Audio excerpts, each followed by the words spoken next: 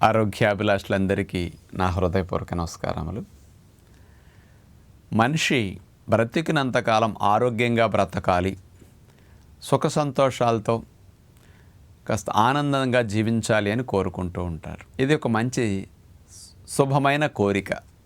ఇది అందరికీ నెరవేరాలని అందరం కూడా కోరుకోవటం కూడా చాలా మంచిది. మరి ఇది ప్రతి ఒక్కరికి కోరిక ఉన్నప్పటికీ ఎంతమందికి ఈ కోరిక నెరవేరుతుంది ఒక్కసారి ఆలోచించండి. ఆరోగ్యమే మహాభాగ్యం అంటారు. మరి ఆ మహాభాగ్యాన్ని అనుభవించే వాళ్ళు ఎంతమంది, ఇన్ని కోట్ల మందిలో ఎంతమంది మీ అందరికీ తెలుస్తున్నది. మరి మనందరికీ కూడా అనుకున్నవన్నీ సాధించటానికి అవకాశం కలుగుతున్నది. ఆరోగ్య విషయంలో అనుకుంటున్నాం, సాధించలేకపోతున్నాం. ఇట్లా కోరిక ఉన్నప్పటికీ ఎందుకు సాధ్యం కావటం లేదు అంటే కొన్ని బలహీనతల వల్ల ఇవి సాధ్యం కావటం లేదు. ఆ బలహీనతలు అంటే మన అభిరుచులు, మన అలవాట్లు, ఇవి బలహీనతలు అనొచ్చు అన్నమాట. అంటే ఏవైతే అలవాటుగా చిన్నప్పటి నుంచి వచ్చాయో వాటినే కొనసాగిస్తూ నాకు ఆరోగ్యం కావాలని కోరుకుంటున్నాం. ఏవైతే వయసు పైబడిన తర్వాత నుంచి మరి మార్కెట్లో కొత్త కొత్త రకాలు వస్తున్నాయో, స్నేహితుల ద్వారాను నలుగురి ద్వారా అట్లాంటి వాటిని ఎంజాయ్ చేసి ఇవి ఇంకా బాగున్నాయి కదని వాటికి వ్యసన పరులు అయి వాటిలో కంటిన్యూ అవుతూ మనందరం కూడా బయటపడలేకపోతున్నాం. ఇలాంటి బలహీనతలని మనం తొలగించుకోకపోతే ఆరోగ్యాన్ని పొందటం కష్టమవుతుంది. మరి నేనేమంటానంటే అసలు ఆరోగ్యంగా ఉంటే జీవితం ఎంత బాగుంటుందో మీరందరూ ఎక్స్పీరియన్స్ చేస్తే దాన్ని పోగొట్టుకోవటానికి ఎప్పుడూ ప్రయత్నం చేయరు. అసలు ఆరోగ్యం అంటే ఎలా ఉంటుందో తెలియక ఆరోగ్యకరమైన ఆహారం తినే ప్రయత్నం చేయటల్లా. ఇప్పుడు మీకున్నదే నాకు బాగుంది కదా, నేను ఇలా అన్నీ ఎంజాయ్ చేసినా ఈ మాత్రం ఇట్లా హ్యాపీగా ఉన్నాను కదా అనుకుంటున్నారు. ఎన్నాళ్ళు ఉంటారు? ఎన్ని రోజులు ఈ స్థితి ఉంటుంది? ఏ క్షణం ఏ జబ్బులు వస్తాయో మీకు తెలియదు కదా. అలా ఉన్నప్పుడు అంచేత వచ్చాక బాధపడే కంటే మనిషి రాకముందే ఆలోచించుకుంటే మంచిది కదా. అందుకని ప్రివెన్షన్ మనందరం ఆలోచించాలి. మనిషికి దూరదృష్టి ఉండాలి. మరి చాలా విషయాలు అందరికీ దూరదృష్టి ఉంది. ఇప్పుడు ఏ చదువులు చదివితే మీ పిల్లలకి భవిష్యత్తు బాగుంటుంది అనేది దూరదృష్టితో ఆలోచించి అలాంటి కోర్సుల్లో చేర్పిస్తున్నారు. అలాంటి మంచి ఉద్యోగాలు వచ్చేటట్టు ముందే ప్లాన్ చేసుకుంటున్నారు. అలాగే ఎక్కడ స్థలాలు కొనుక్కుంటే, ఎక్కడ అపార్ట్మెంట్ కొనుక్కుంటే, ఎక్కడ ఇళ్ళు కట్టుకుంటే రేట్లు పెరుగుతాయి, ఇవన్నీ దూరదృష్టితో ముందే భవిష్యత్తు రాబోయే 5-10 ఏళ్లలో 20 ఏళ్లలో వచ్చే వాటిని దృష్టిలో పెట్టుకుని మీరు అక్కడ ప్లాన్ చేసుకుంటున్నారు. మరి ఇంత మంచిగా ప్లాన్ చేసుకునే మనిషి ఆరోగ్యం గురించి కూడా అట్లా ప్లాన్ చేసుకుంటే ఎంత బాగుంటుందో ఒక్కసారి ఆలోచించండి.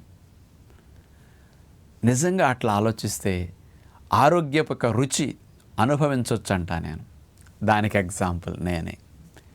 చదువుకునే రోజుల నుంచి అందరి వలె తినకుండా, అందరి వలె తిరగకుండా, అందరి వలె ఎంజాయ్ చేసే వాటి వైపు వెళ్లకుండా రాబోయే రోజుల్ని భవిష్యత్తుని దృష్టిలో పెట్టుకుంటే మనం కోరుకున్న ఆరోగ్యాన్ని, ఆనందాన్ని సొంతం చేసుకోవాలంటే కొన్నిటిని కంట్రోల్ చేసుకోవాలి.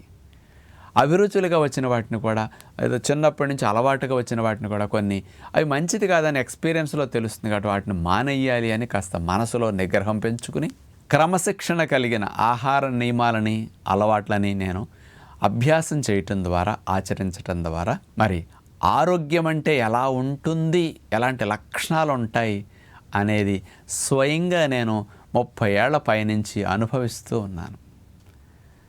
నేను అంటాను, మీ అందరికీ నాణ్యానికి ఒకవైపే తెలుసు, నాణ్యానికి మరోవైపు తెలియదు.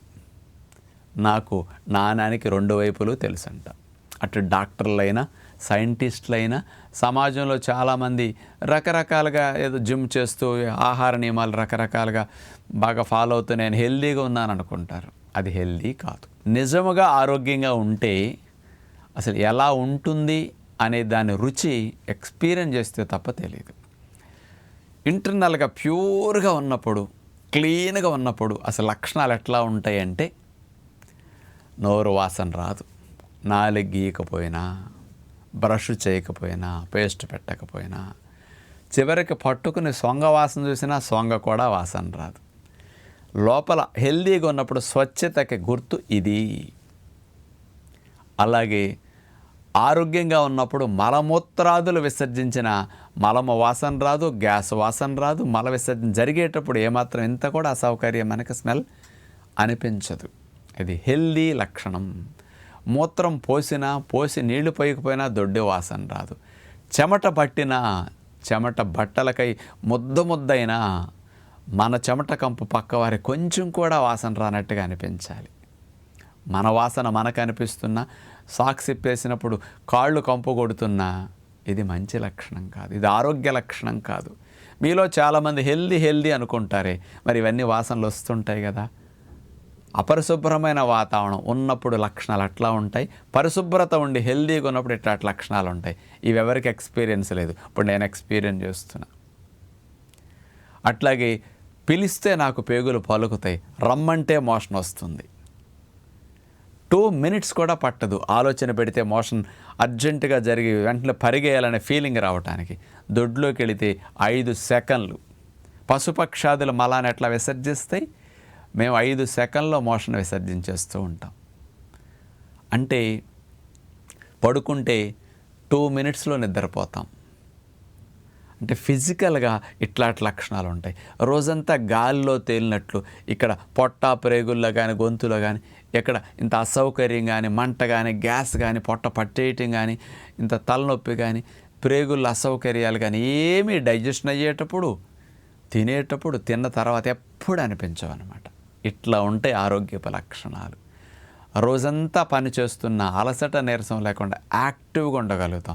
ఫిజికల్గా ఇట్లా ఉండటంతో పాటు మెంటల్గా కూడా ప్రశాంతంగా కూల్గా కామ్గా అనిపిస్తుంది. ఇంత సౌండ్గా బాడీ ఉన్నప్పుడు దీన్ని డ్రైవ్ చేయటం ఈ మైండ్కి చాలా ఈజీ.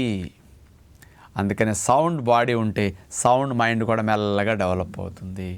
అందుకని కూల్గా కామ్గా ఇరిటేషన్స్ లేకుండా ప్రశాంతంగా సాత్వికంగా ఉంటాం. సాత్విక్ ఆరోగ్యపు యొక్క లక్షణాలు ఇవి. ఆరోగ్యంగా ఉంటాం, నిజంగా సాత్వికంగా ఉన్నప్పుడు ఇట్లాంటి లక్షణాలు ఉంటాయి. అందుకని ఆరోగ్యంగా ఉంటే రుచి ఎట్లా ఉంటుంది అంటే ఎక్స్పీరియన్స్ చేయాలి.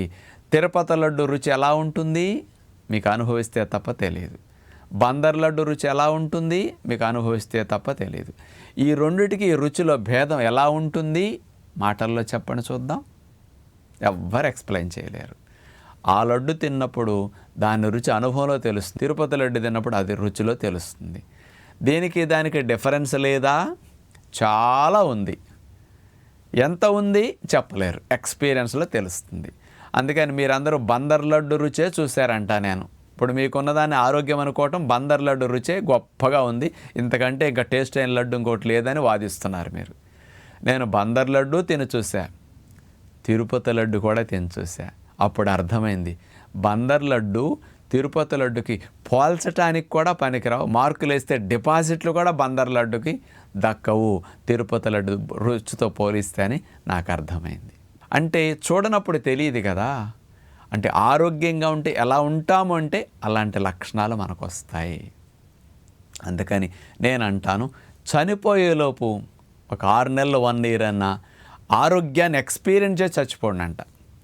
ఆరోగ్యంగా ఉంటే జీవితం ఎంత హాయిగా ఉంటుందో ఎక్స్పీరియన్స్ చేయండి అంట. అందుకని ప్రయత్నించండి. అసాధ్యం కాదు కదా. ఇల్లు వాకిళ్ళు వదలక్కర్లా, ఉద్యోగ వ్యాపారాలు వదలక్కర్లా, అన్నిట్లో ఉండండి. కొన్ని కంట్రోల్ చేసుకోండి. ఎలా తినాలి, ఎలా జీవించాలి, ఎలా ఆలోచించాలి, ఇవన్నీ మనం ప్రతినిత్యం వీడియోస్లో చెప్పుకుంటున్నాం కదా. మనసుని ఆచరణ మీద పెట్టండి. కాస్త అలవాట్లని, చిన్నప్పటి నుంచి వచ్చిన వాటిని, తర్వాత కొన్ని అభిరుచులని కొంచెం కంట్రోల్ చేయండి. మహాభాగ్యాన్ని మీరు ఎక్స్పీరియన్స్ చేయడానికి చక్కటి అవకాశం మీ అందరికీ కలగాలని మనసారా కోరుకుంటూ నమస్కారం.